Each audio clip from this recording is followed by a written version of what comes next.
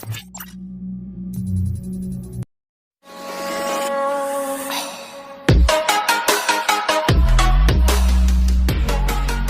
warahmatullahi wabarakatuh. Kembali lagi dengan saya Rini Handayani Siregar sebagai host. Dan di sini saya akan membawakan topik yang baru lagi dengan pembicara yang berbeda juga. Kemarin pembicara FNG, sekarang pembicaranya berasal dari ketua Anaconda dari tahun yang kemarin nih. Bisa dikenalin dulu Kak, siapa namanya? Oh, kenalan sendiri ya? Iya. Oke, perkenalkan saya Julandari. Perlu SH-nya nggak? Boleh. Nggak berbeda ya teman-teman.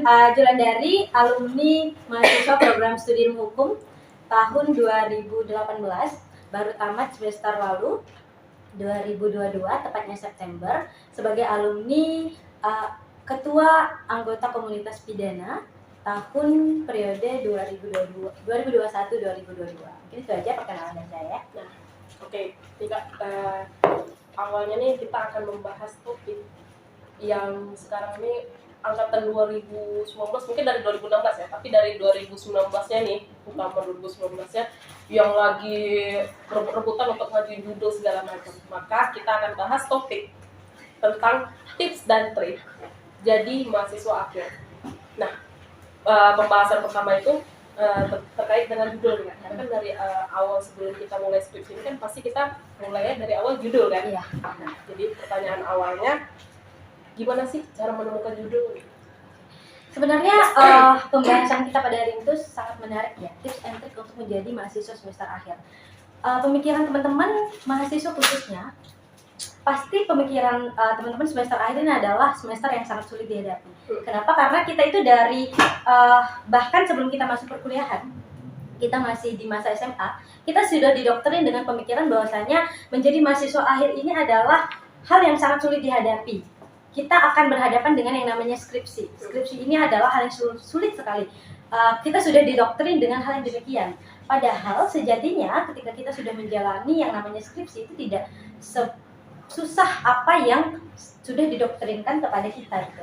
Nah, dengan cara apa skripsi itu menjadi mudah? Itulah dengan menemukan judul-judul yang mungkin bisa kita selesaikan dengan baik. Nah, bagaimana sih tips dan trik untuk menemukan judul yang baik sesuai dengan pertanyaan pada host kita pada hari ini? Sebenarnya setiap orang itu memiliki cara tersendiri ya untuk menemukan judul untuk dijadikan skripsi. Nah, kalau dari saya, pengalaman pribadi dan juga pengalaman dari teman-teman sebelumnya, tips dan trik untuk menemukan judul, mungkin yang pertama itu adalah kita harus memahami diri sendiri. Maksud dari pemahaman diri sendiri ini adalah kita harus memahami minat dan apa yang mudah kita pahami, apa yang kita minati dalam dunia perskripsian. Sebagai contoh, kita hari ini adalah sebagai mahasiswa program studi ilmu hukum, lebih tepatnya kepada hukum pidana. Kita sudah sampai kepada tahap akhir atau semester 7 ya sekarang. Semester 7 yakni sudah membahas tentang skripsi. Tentu kita sebelumnya sudah mempelajari ilmu-ilmu dasar dari ilmu pidana. Nah, sebagai contoh kita harus memahami terlebih dahulu nih kejahatan atau tindak pidana yang ada di sering kita jumpai itu apa saja. Misalnya kita dalam ilmu hukum pidana kita mengenal adanya tindak pidana pencurian, tindak pidana pemerkosaan, tindak pidana pelecehan, atau tindak pidana kejahatan laut dan lain sebagainya. Kita harus paham terlebih dahulu diri kita ini lebih menyukai pembahasan tentang apa, minat kita ini kemana, kita lebih mudah membahas tentang apa. Kita harus paham itu dulu. Nah, kemudian ada juga yang tipe mahasiswa itu lebih menyukai tentang kriminologi atau viktimologi atau membahas tentang anak atau lebih ke yuridis atau menganalisa gitu kan. Ada juga yang membahas tentang putusan dan lain sebagainya. Jadi kita harus paham minat kita ini kemana. Kita harus tahu dulu tindak pidananya kita lebih suka kemana. Kemudian kita kolaborasikan dengan minat kita itu lebih membahas anak atau orang dewasa atau dari segi kriminologinya dari pelaku ataupun dari segi korbannya. Kita harus paham itu dulu. Nah, setelah kita paham, kita akan tahu nih kita mau angkat judul apa. Misalnya ya, Rini sukanya tentang apa?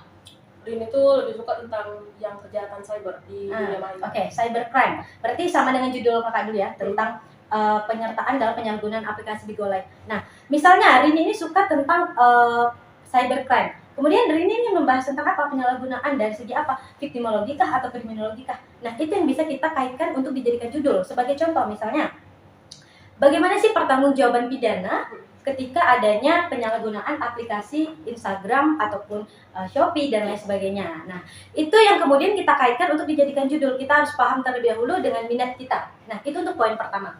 Kemudian poin yang kedua adalah kita harus rajin membaca penelitian-penelitian terdahulu.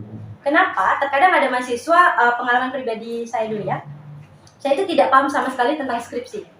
Jadi untuk menemukan judul itu sangat sulit. Kenapa? Karena kita tidak pernah membaca yang namanya penelitian terdahulu. Nah, kita harus membaca penelitian-penelitian terdahulu yang ada di perpustakaan.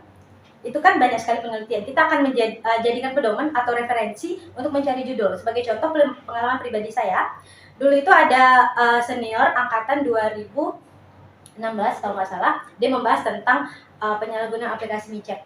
Nah, di situ saya jadikan referensi sehingga mendapatkan judul penyalahgunaan aplikasi Bigo Live. Itu kan hampir sama, pornografi kan dua-duanya. Terus itu ternyata setelah saya gali kembali, aplikasi Bigo Live ini penyalahgunaannya memiliki perkembangan gitu loh. Karena yang awalnya cuman adanya penyalahgunaan dengan upload video, live video, mohon maaf, yang mengandung konten pornografi gitu kan.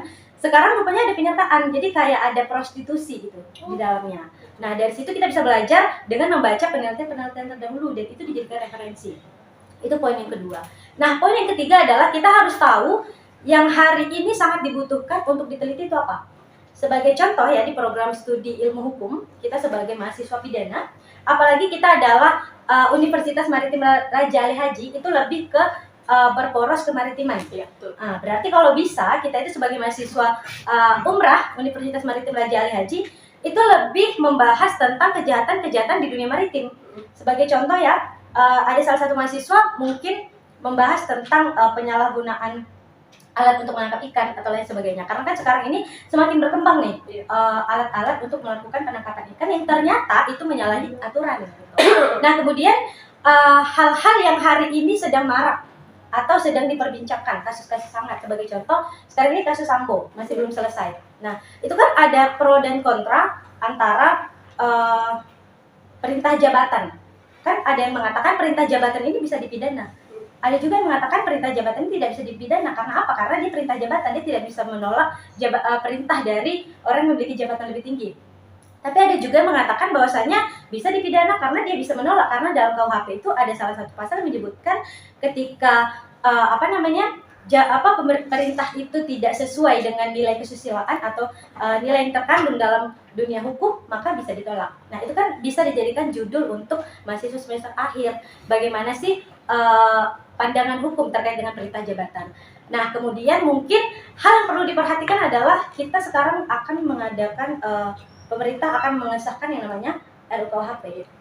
RUKUHP ini adalah hal yang sejatinya nanti akan menjadi bahan hukum kita sebagai mahasiswa hukum pidana. Dan tentunya ini harus kita bahas terlebih dahulu. Bagus nggak sih RKUHP ini disahkan? Kan itu ada tuh pro kontra, baik itu tentang gay, tentang santet dan lain sebagainya. Itu bisa dibahas oleh mahasiswa hukum pidana. Nah, mungkin itu dari kakak ya, dari saya terkait dengan 3 poin penting bagaimana menemukan judul. Poin pertama, kita harus memahami diri sendiri. Yang kedua, kita harus membaca penelitian-penelitian terdahulu untuk menjadikan referensi. Dan yang ketiga, kita harus mengetahui hal yang seharusnya dibahas atau penelitian yang memang hari ini sedang hangat untuk dibahas lagi. Oke, nah itu kan tadi udah masuk di pembahasan cara menemukan judul. Maka selanjutnya itu tahap-tahap kalau misalnya judul itu sudah di-ACC, pasti ada lagi tahap selanjutnya kan. Nah, ini yang kita masuk pada pendaftaran untuk sempro ya kan? Seminar proposal ya. Jadi pertanyaannya itu, gimana sih cara mendaftar sempro ini? Apakah mudah atau enggak? Berarti ini udah di ACC ya? Iya, konteksnya udah di ACC. Berarti kita udah di ACC, tinggal daftar sempro. Sebenarnya daftar sempro ini sangat gampang. Teman-teman tinggal buka aja link dari Visip Umrah, di sana itu ada form. Nah, form itu ada tercantum syarat-syaratnya. Syarat-syaratnya apa aja? Ada KTM, kemudian ada print, kita print 3 rangkap. Itu UP ya? UP kita punya, kemudian transkrip, kemudian surat keterangan hasil similarity, plagiarisme. Nah, terkadang ini mahasiswa selalu lupa untuk membuat transkrip. Jadi tips and trick biar kita itu lebih cepat sebelum kita di ACC oleh pembimbing 1 ataupun pembimbing 2, akan lebih baik kita membuat transkrip nilai terlebih dahulu. Jadi nanti pas udah mau daftar, kita tinggal menggunakan transkrip yang lama. Lalu tinggal kita Iya, tinggal ajuin aja, nggak perlu minta persetujuan transkrip lagi. Kemudian ada yang terkadang mahasiswa juga sering terlambat dalam pengurusan Turnitin. Jadi Turnitin itu teman-teman kan kadang plagiarismenya itu tinggi ya. Iya. Karena apa? Karena tidak melakukan yang namanya parafrase. tidak melakukan parafrase. Itu yang membuat plagiarisme itu tinggi. Nah, tips untuk teman-teman yang bakal menulis skripsi agar lebih baik kalau misalnya kalian ingin membuat skripsi, itu lebih baik itu diparafrase dulu dengan menggunakan bahasa sendiri. Jangan sampai ada UP orang lain ataupun buku orang lain diambil langsung dimasukkan ke dalam skripsi teman-teman, dan itu bakal menghambat teman-teman untuk cek plagiarisme nantinya. Nah, itu saja sih kalau untuk pendaftaran. Berarti sangat mudah Iya, sekali sangat ya. mudah sekali, tinggal ambil link. Di visi umrah aja gitu kan? Iya, tinggal ambil link, penuhi syarat, sudah selesai. Oke. Nah, untuk pertanyaan selanjutnya, yaitu kalau misalnya kita sempro, pas saat menghadapi sempro nih, pasti ada rasa-rasa panik ya gitu. Ini gimana sih Kak, menurut Kakak, waktu Kakak sempro itu gimana sih cara menghadapi biar kita tuh nggak panik gitu? Oke, berarti ini konteksnya pas udah sempro ya? Pas mau sempro, Pas cara mau menghadapi sempro. Oke, cara menghadapi sempro. Sebenarnya sempro itu bukan hanya berbicara tentang materi, tapi kalian juga harus menyiapkan mental. Ya. Jadi bagaimana sih tips and trick untuk kita itu bisa menyampaikan permasalahan kita dengan baik, mempresentasikan dengan baik, kemudian mental kita juga nggak nampak gugup gitu kan. Karena kalau misalnya kita gugup, dosen tuh bakal tidak percaya dengan penelitian kita dan bakal bertanya-tanya terus gitu. Bagaimana sih tips and tricknya? Jadi yang pertama, kalau dari saya adalah memahami permasalahan dari UP kita itu sendiri. Terkadang banyak mahasiswa yang terkendala di dalam sempro, itu mereka tidak paham permasalahan di penelitian mereka itu apa. Karena kan kita dalam penelitian tentu harus adanya permasalahan, masalahnya apa, gitu kan? Apalagi kita anak hukum kan, masalahnya ini tentu bertentangan dengan ini. Itu yang selalu menjadi permasalahan di dalam sempro. Nah, kemudian yang kedua adalah kita harus memikirkan kira-kira pertanyaan apa yang bakal diajukan oleh dosen ketika sempro. Nah, itu kita harus pelajari terlebih dahulu, karena di dalam sempro itu pertanyaan itu tidak akan lari dari pertanyaan-pertanyaan sebelumnya. Sebagai contoh ya, apa yang menjadi permasalahan kamu? Apa yang melatar belakangi penelitian kamu ini? Iya. Kemudian ataupun apa sih yang menjadi perbedaan penelitian kamu dengan penelitian sebelumnya? Ini menjadi poin penting, karena kalau misalnya tidak ada hal baru, tentu skripsi kita tidak akan sama kan dengan penelitian sebelumnya gitu. Kemudian bagaimana sih cara kamu menjawab penelitian ini selanjutnya, itu kadang akan menjadi pertanyaan oleh dosen. Nah, kemudian terkadang teori itu juga selalu ditanya, karena teori ini adalah sebagai pisau analisa kita untuk membahas bab 4 nanti. Jadi bagaimana cara kamu untuk menggunakan teori ini untuk menjawab penelitian kamu? Bagaimana korelasinya? Bagaimana kaitannya dengan penelitian kamu? Nah, ini penting sebenarnya, karena terkadang mahasiswa itu suka lupa kaitan teori ini dengan penelitiannya seperti apa. Karena terkadang mahasiswa tidak pernah berpikir bahwasanya teori ini adalah hal yang sangat penting dalam sempro. Nah, kemudian yang ketiga adalah latihan secara rutin untuk mengefisiensi waktu. Karena kan di dalam sempro itu kita memiliki waktu ya 10 menit kan, hanya 10 menit terkadang. Kadang kalau misalnya kita banyak membaca dan tidak memahami, pasti lama tuh membahasnya.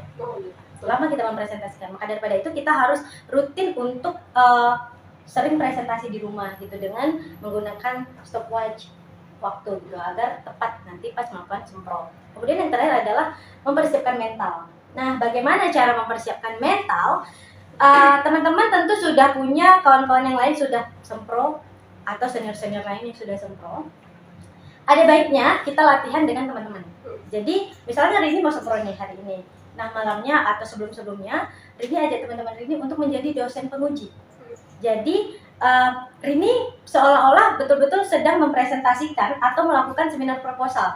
Jadi teman-teman Rini yang akan menanyakan, misalnya dia akan menanyakan ini permasalahannya apa. Jadi betul-betul seolah menjadi dosen gitu.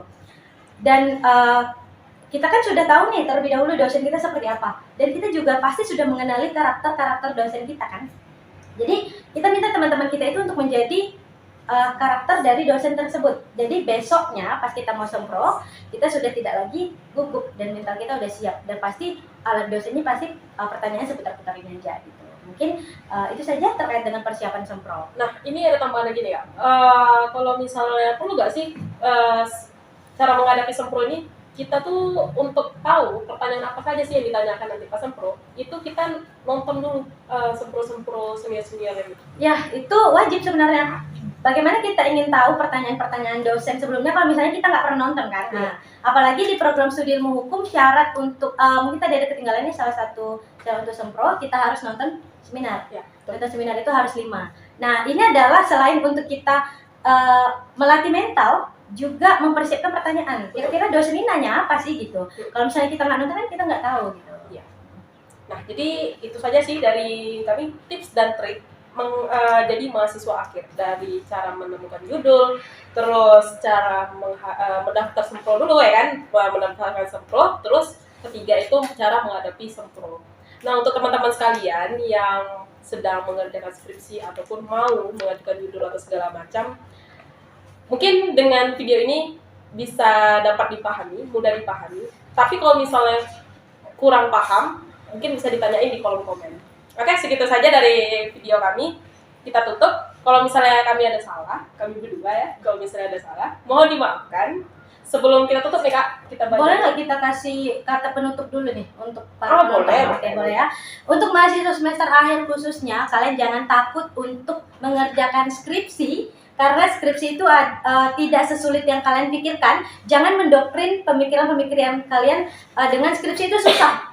Tanamkan pada diri kalian bahwasanya skripsi ini adalah tanggung jawab yang harus diselesaikan bagi mahasiswa semester akhir. Mungkin itu saja hari ini. Itulah kata penutup dari pembicara kita. Oke. Dari Kak Julan. Tapi sebelum nutup kita baca dulu. Apa sih? Jargon ya. Jargon Anaconda. Nah, Kakak masih ingat kan? Masih dong. Oke. Jargonnya itu dari lidah turun ke hati, satu sama rasa. Oke, kita bisa ucapin sama-sama ya. Dari lidah turun ke hati, satu sama rasa. Oke, terima kasih. Wassalamualaikum warahmatullahi wabarakatuh.